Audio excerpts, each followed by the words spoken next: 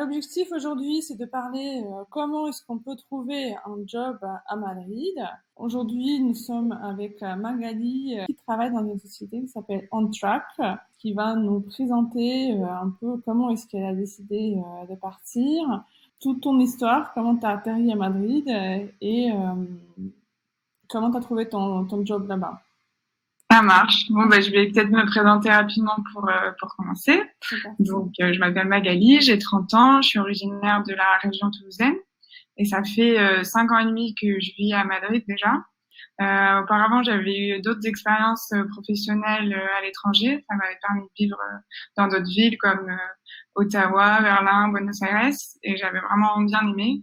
Donc, quand j'ai terminé mes études, j'ai décidé que j'aimerais bien continuer à vivre à l'étranger, mais un peu moins loin de ma famille. Donc Madrid, c'était un bon compromis, d'autant que je parlais déjà bien l'espagnol. Mhm. Et du coup, ce que j'ai fait, c'est que j'ai décroché un VIE. Donc c'est pour ceux qui savent pas, ça veut dire volontariat international en entreprise. Et du coup, en fait, c'est des contrats qui vont de 6 mois à 2 ans, qui sont réservés aux jeunes diplômés. On a le droit d'être en VIE jusqu'à 28 ans. Après, c'est plus possible. Et donc, en fait, c'est pour les entreprises françaises qui sont également implantées à l'étranger. Ça leur permet d'envoyer des jeunes dans leur filiale à l'étranger.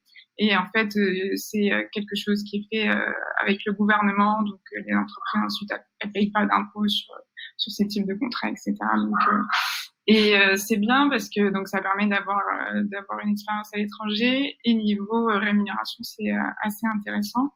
Donc, ça permet de commencer avec une rémunération qui est plutôt haute par rapport à la moyenne de villes comme Madrid, par exemple. Et ensuite, si on souhaite rester, pour négocier, on peut partir d'une base de négociation qui est un peu plus haute. Et VIE, il est ouvert jusqu'à quel âge? Je crois qu'il y a une limite d'âge. Jusqu'à 28 ans révolus. À partir de 29 ans, on peut plus le faire. D'accord, ok. Et pourquoi la rémunération est assez haute par rapport à ces impôts, c'est ça? Parce qu'il n'y a pas de taxes? Non, mais en fait, le système de rémunération pour les VIE, c'est aussi assez particulier. C'est décidé par pays ou par ville. Donc, par exemple, tous les VIE d'Espagne, quel que soit leur travail, ça peut être des choses complètement différentes, sont payés la même chose. Et voilà. Donc après, quand on compare à des salaires d'entrée de jeunes diplômés à Madrid, c'est des rémunérations qui sont plus intéressantes. Ok. Et combien de temps ça t'a pris en fait la recherche? Ça m'a pris pas très longtemps parce que j'avais commencé un petit peu avant la fin de mes études et je l'ai arrêté très vite. Et je crois que j'ai terminé en décembre et j'ai commencé mon VIE en mars. En sachant que pour les VIE, il y a dans tous les cas une période d'au moins 1 ou 2 mois avant de commencer le VIE parce qu'il y a pas mal de formalités administratives. Donc je pense que j'ai eu la réponse fin janvier et j'ai commencé, en fait, j'ai fait d'abord un CDD de 1 mois au siège de l'entreprise pour connaître les gens sur place, etc. Et le mois d'après, j'ai commencé le VIE en avril. Donc en fait, mon VIE a commencé en avril, en sachant qu'il m'avait confirmé fin janvier. Donc il y a quelques mois de latence. Ah oui, quand même, ok. Ouais. Et ce sont des contrats qui durent 1 an, c'est ça? Alors, c'est entre 6 mois et 2 ans, en sachant que c'est renouvelable une fois. Donc moi, par exemple, j'avais eu 2 ans dès le début, mais si tu commences avec 6 mois et que des deux côtés ça se passe bien et que tu peux prolonger, c'est possible. Et c'est possible aussi, par exemple, de commencer un VIE, admettons, chez Carrefour en Espagne, et ensuite de le prolonger dans un autre pays. Par contre, c'est pas possible de commencer un VIE chez Carrefour et d'en faire un autre dans une autre boîte. Il y a juste un VIE qui est possible. Donc, quand tu dis que c'est renouvelable, ça veut dire que c'est pas dans la même entreprise, mais renouvelable. Si, justement, c'est que dans la même entreprise que c'est renouvelable. Ah, ok. Mais ça peut être soit renouvelable au même endroit. Donc, par exemple, si tu es à Madrid, tu restes à Madrid. Soit aussi, ils peuvent te proposer de renouveler pour la même boîte, mais dans un autre siège à l'étranger. D'accord, mais tu peux pas changer l'entreprise. L'entreprise, non. Ok, C'est un VIE. ok, ok. Et le salaire, il évolue en fait sur VIE, on peut renégocier? Alors, ça évolue, mais en gros, tout est vraiment, il y a des grilles, tout est vraiment très encadré. Donc, ça va évoluer, par exemple, s'il y a une inflation dans ce pays ou quoi, le salaire va augmenter. Et donc, ça va augmenter pour tous les VIE à partir du même moment. Donc, moi, quand j'étais en VIE pendant 2 ans, je crois que ça a évolué une ou deux fois. Ok. Et t'as dit donc, vu que le Mais du salaire... coup, c'est pas lié aux performances. Par contre, c'est vraiment, c'est le VIE, Ouais, c'est pas du tout quelque chose qui est le salaire du VIE, c'est pas du tout quelque chose qui est négociable. C'est ok. pareil pour tout le monde. Et... Après, la différence, c'est que certaines entreprises, elles peuvent prendre en charge une partie du loyer. Donc ça, c'est intéressant aussi, ce qui fait que certains, au final, ils se retrouvent à gagner plus parce qu'ils ont moins de loyer à payer. Ok, Mais c'est pas toutes les entreprises qui le font. d'accord. Et ça, tu conseilleras de négocier ça dès le départ ou c'est quelque chose que tu Ah ben la partie sur la prise en charge de l'appartement, c'est quelque chose qu'il faut négocier. Après c'est pas toujours négociable, mais ça peut se tenter. Ok. Et donc, à Madrid, tu sais, enfin, c'était à combien en fait que tu as commencé pour donner un peu l'idée aux gens? Alors moi, à mon époque, et je parle en salaire net parce qu'en fait vu qu'on paye pas d'impôts, on touche que du net, c'était dans les 1700 euros, Ok. 1750 je crois, mais je pense que moi là, ça fait déjà 3 ans et demi que j'ai fini mon VIE, donc ça doit être plus maintenant. Ok. Donc, en fait, effectivement, pour Madrid, pour quelqu'un qui débute, c'est un très bon salaire, en fait. Oui, oui, oui, ça permet de vraiment vivre, bien vivre à Madrid. Sur la qualité de vie à Madrid, comment on dit madrilène? Ouais, Madrilène, madrilène, ouais. madrilène, c'est un joli mot. Mhm. Donc, tu dis, donc, avec VE, effectivement, tu dis qu'il y a un coût de vie qui est raisonnable.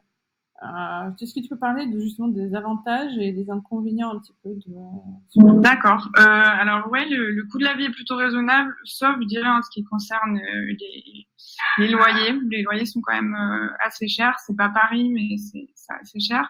Par contre, après tout ce qui est sortir pour aller au resto, aller boire un coup, etc., c'est vraiment pas cher. Donc on peut vraiment se le permettre souvent. Donc les avantages, ben déjà il fait très beau. Là on est mi-octobre, je suis sur ma terrasse en t-shirt. Il fait souvent très beau, c'est très agréable. Les gens vivent beaucoup dehors, donc ça c'est très bien aussi.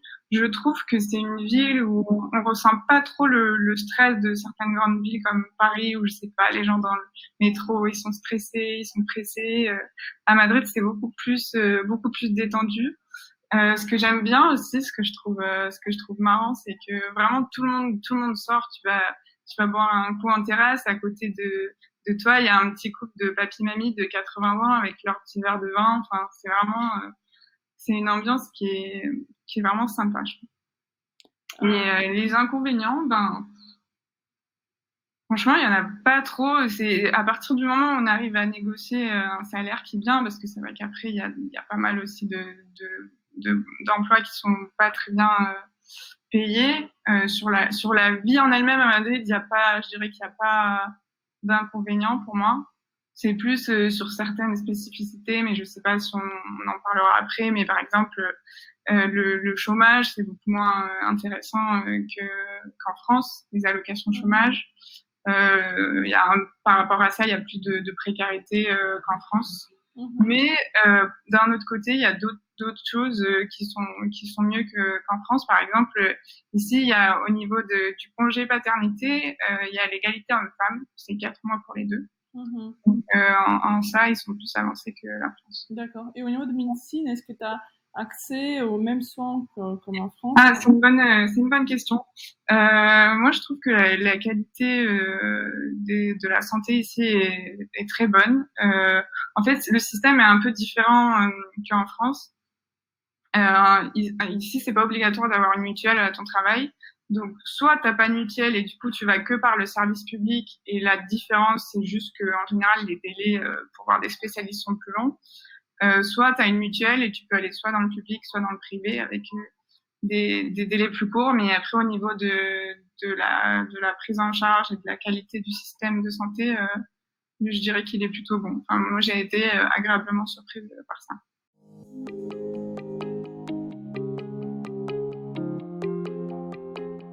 La flexibilité du marché du travail en Espagne est un avantage et un inconvénient. Donc, ce que tu as dit, ce que tu viens de dire, qu'il y a certaines précarités liées à une plus grande liberté de l'employeur par rapport à la France. Donc, ce que tu veux dire, que la personne peut très rapidement, perdre son travail, c'est ça? Oui, tu peux te faire virer du jour au lendemain, un peu sans raison. Ils sont pas forcément obligés de te donner une raison, genre faute grave. S'ils veulent virer des gens, c'est plus facile qu'en France. Et après, c'est aussi niveau indemnité, c'est moins bien parce qu'en France, ça a 3 mois de préavis. En Espagne, c'est 15 jours. Ça aussi, c'est un peu plus précaire, mais du coup, peut-être que le pendant de ça, c'est que vu qu'ils peuvent licencier facilement, ils sont aussi peut-être moins frileux à embaucher et que du coup. Est-ce que c'est facile de trouver du travail là-bas? Je vais répondre pour moi parce qu'à mon avis, ça dépend des domaines, mais moi, dans mon domaine, dans le marketing digital, il y a pas mal de travail et voilà, le fait de parler plusieurs langues aussi. Moi, je parle français, espagnol et anglais, ça aide. Donc, je pense que dans tout ce qui est marketing digital, tout ce qui est IT, tech, produits, il y a pas mal d'opportunités à Madrid. Donc l'espagnol, tu penses, est-ce que la personne qui ne maîtrise pas l'espagnol, est-ce qu'elle peut y aller ou... Ouais, c'est possible. Moi, j'avais beaucoup d'amis en VE qui sont venus en parlant, en ayant des petites bases, mais vraiment pas un espagnol professionnel, on va dire, pas suffisamment pour parler, pour parler bien et pour travailler en espagnol surtout. Donc tout dépend de si on doit travailler en espagnol ou pas. Et en ça, c'est intéressant de faire un VIE parce que du coup, il y en a beaucoup qui commencent par la boîte française et ensuite ils sont envoyés là-bas et tu t'améliores au fur et à mesure. C'est pas, en général, c'est pas un problème. Okay.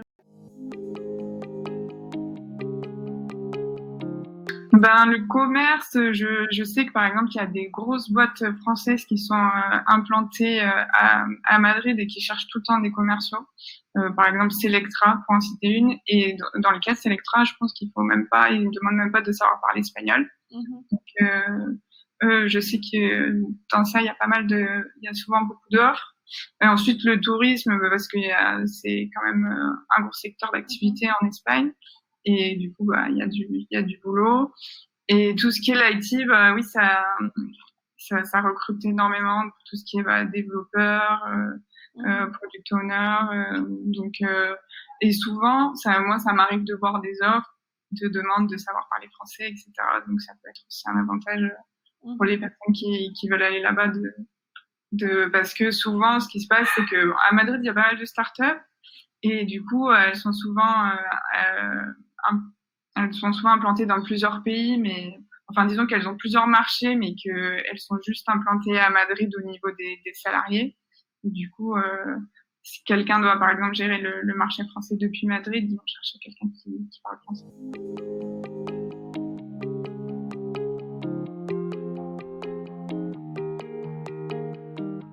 Donc, moins élevé qu'a dit que t'es en France, mais le coût de la vie est moins cher. Donc, alors, je dirais pas qu'en France, parce que ça dépend des villes, mais pour comparer Madrid et Paris, à Madrid, c'est moins. En général, le salaire moyen est moins élevé. D'accord. Et juste pour comprendre les chiffres, quel est le salaire moyen et le salaire d'entrée en général?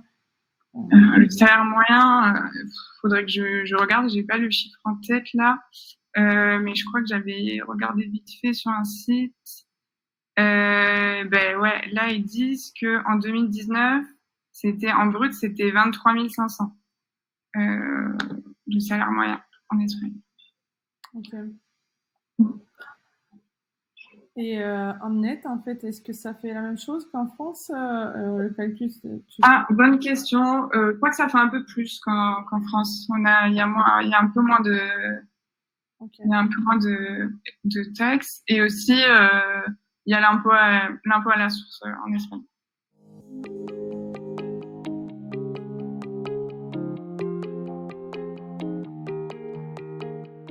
Est-ce que c'est difficile d'évoluer dans les entreprises espagnoles? Non, moi je trouve pas. Après, c'est pareil, ça doit dépendre des secteurs. Mais moi qui travaille plutôt dans des startups, en fait, ce qui est bien, c'est que si tu rejoins l'aventure un peu tôt, quand l'équipe est encore petite et que ça marche bien, bah, l'équipe est amenée à grandir, soit tu prends plus de responsabilités. Donc l'évolution, elle se fait naturellement avec l'entreprise, on va dire. Mais moi, par exemple, quand j'ai commencé mon VIE, au début, j'étais toute seule. Et ensuite, j'ai monté une équipe. Donc, j'avais des gens dans mon équipe, plus de responsabilités. Donc, okay. Pour moi, il y a une réelle possibilité d'évolution. Ouais. Oui, je pose cette question parce que on sait très bien que, par exemple, en France, les évolutions sont un petit peu plus difficiles. Je ne parle pas des startups, mais de manière générale, en fait, on va dire même l'intégration est un peu plus compliquée pour les personnes qui viennent de l'étranger. Donc, je parle en connaissance de cause. Donc, c'est pour ça que je pose cette question. Est-ce que pour une personne donc, qui vient d'un autre pays, dans quel état en fait, qu'est-ce que c'est facile, est-ce que tu es facilement accepté, est-ce que on te donne autant de chance, tu vois, en fait, toutes ces questions. Pour moi, non, mais après, là, par exemple, OnTruck, c'est une entreprise hyper multinationale. Il y a vraiment beaucoup de nationalités différentes. Donc, à partir du moment où tout le monde arrive à s'exprimer, on va dire, par exemple, tout le monde parle anglais. Donc, à partir du moment où il n'y a pas de barrière de la langue, il n'y a pas de problème.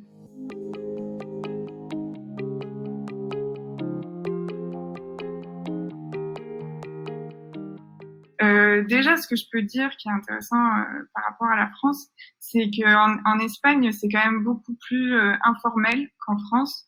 On va jamais se vouvoyer, par exemple. C'est très très rare d'utiliser le vouvoiement. Et ça va être des échanges qui sont aussi un peu plus chaleureux. On va pas dire des trucs comme bien cordialement. Donc en fait, je pense que c'est important parce que au début, quand on arrive quand on est français et qu'on est habitué un peu à ce formalisme ça peut surprendre un peu, ou alors on peut paraître un peu décalé si on essaye de vouvoyer la personne, parce que ici ça se fait pas du tout, quoi. Donc déjà il y a cet aspect-là, je dirais, qui est différent de la France, mais c'est pas que dans les entretiens, c'est vraiment dans tout, c'est plus on va dire moins guindé un peu et plus chaleureux.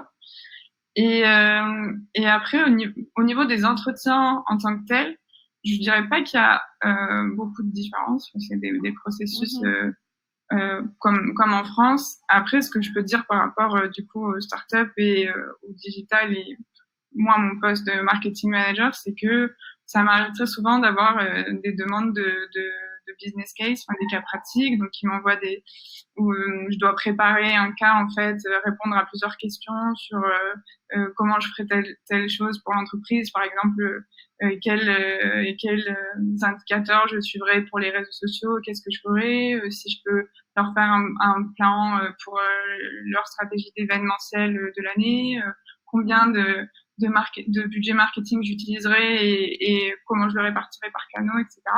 Donc c'est des choses qui prennent du temps en fait à préparer et à présenter d'une part, et d'autre part, c'est souvent des process qui sont assez longs. Ça peut être 3, 4, 5 entretiens, donc avec un entretien par exemple pour échanger, se présenter, etc. Souvent un cas pratique. Ensuite, dans les startups, ils aiment beaucoup définir leur culture d'entreprise par des valeurs. Donc voilà, ça peut être l'humilité, la transparence, des choses comme ça.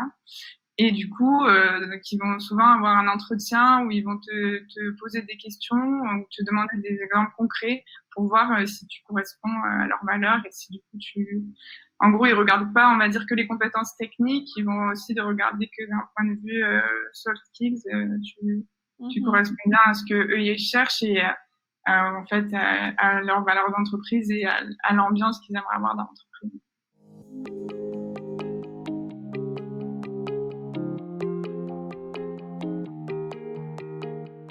Ce qui est très sympa à Madrid, c'est qu'en fait, il y a vachement de choses à faire qui sont à peine 1 heure et demie de Madrid. Donc pour le week-end, il y a pas mal de villes autour qui sont sympas à visiter, ou même, voilà, on peut aller dans la montagne, tu peux faire du ski à 1 heure, faire des belles randos aussi, vraiment pas loin. C'est assez bien desservi par tout ce qui est bus, RER, train, etc. Donc, même pas forcément besoin d'avoir une voiture. Ou si tu as une voiture, c'est encore mieux pour te déplacer, mais il y a beaucoup de choses qui sont accessibles en transport. Donc ça c'est vraiment bien parce que ça permet de pouvoir déconnecter facilement le week-end et sortir de la ville très très rapidement. Et ensuite, oui, il y a après niveau par exemple sport, il y a énormément d'activités qui sont possibles. En fait, dans chaque quartier, il y a comme des gymnases, on va dire, avec plein d'activités où tu peux réserver des terrains de badminton, de padel, tu peux prendre des cours et c'est vraiment pas cher. Donc ça, c'est quelque chose qui est vachement bien aussi à Madrid. J'ai entendu qu'il fait très chaud l'été. Ouais, ah ouais, l'été il fait super chaud. Et il y a pas de mer en fait. Alors il n'y a pas de mer, mais par contre il y a beaucoup de piscines municipales d'extérieur où en fait on prend son entrée sur internet et on peut passer la journée, le week-end là-bas. Et donc c'est sympa, tu peux manger sur place et tout. C'est en gros t'as plusieurs piscines et après autour t'as de l'herbe et tu passes ta journée tranquille là-bas. Et sinon, après, comme je disais à l'instant, comme il y a beaucoup de choses à faire à même pas 1 heure de Madrid, il y a aussi beaucoup de lacs, des choses comme ça où tu peux aller te rafraîchir l'été. Mais oui, c'est vrai que l'été, il fait extrêmement chaud. Donc, c'est facile de nouer les liens avec des locaux? Franchement, oui. Ouais. Ils sont comme je disais tout à l'heure, l'ambiance est très chaleureuse, donc eux-mêmes sont très chaleureux et bon, souvent, au début, ça passe par les collègues qui deviennent des amis, etc. Et ensuite, amis d'amis, donc tu agrandis ton groupe. Mais oui, franchement, c'est facile de créer des liens avec les gens. Et pourquoi est-ce que tu as choisi Madrid et pas Barcelone? Parce que il y en a beaucoup qui vont à Barcelone. Oui, bah là, c'était plus par rapport à l'opportunité professionnelle qui s'est présentée. Et du coup, je suis allée à Madrid. Après, ça c'est plus les échos que j'ai eus. Moi, j'ai jamais vécu à Barcelone, donc je sais pas, mais j'ai plusieurs personnes qui m'ont dit qu'elles avaient vécu à Barcelone et à Madrid. Bon, à Barcelone, ce qui est sympa, c'est qu'il y a la mer. Après, par contre, niveau sécurité, il y a énormément de pickpockets à Barcelone. Oui. Et donc, en fait, ce que m'ont dit les gens qui avaient vécu dans les deux villes, c'est que ils trouvaient Madrid quand même plus sympa. Enfin, c'est plus animé, genre même le dimanche et tout. À Madrid, tout est ouvert, tu peux faire plein de choses. Je pense que c'est plus animé et aussi que les Madrilènes étaient plus ouverts que les Catalans. Et on ne veut pas faire de généralité non plus, mais c'est des échos que j'ai eus des gens qui avaient vécu dans les deux et qui disaient bon, finalement, peut-être que sur le papier, Barcelone, ça vend un peu plus de rêve parce que bon, c'est hyper beau, il y a toute l'architecture de Gaudi, il y a la plage, etc. Mais qu'après, finalement, dans la vie quotidienne, Madrid, l'ambiance, ça leur manquait. Bon, je pense que tu vas donner envie à beaucoup de personnes pour venir à Madrid. Est-ce qu'il y a autre chose que tu voulais dire en plus, par exemple, qu'on a oublié d'aborder? Qu'est-ce que je pourrais dire Ce qui est bien aussi, ce qui est important à savoir, je trouve, et ce qui est bien, c'est que pour trouver un appart, c'est beaucoup moins fastidieux ici qu'en France. À Paris, on te demande un dossier super avec plein de garants ou plein de garanties, etc. Tu fais la queue avec 30 personnes pour visiter un appart. Bon, je caricature un peu, mais c'est ça, c'est quand même le marché à Paris est assez tendu. Ici, bon, ils te demandent des choses très classiques, mais voilà, c'est beaucoup plus facile de trouver un appart ici. Ok. Ok, merci beaucoup. Bonne journée à toi. Bon week-end. Au revoir.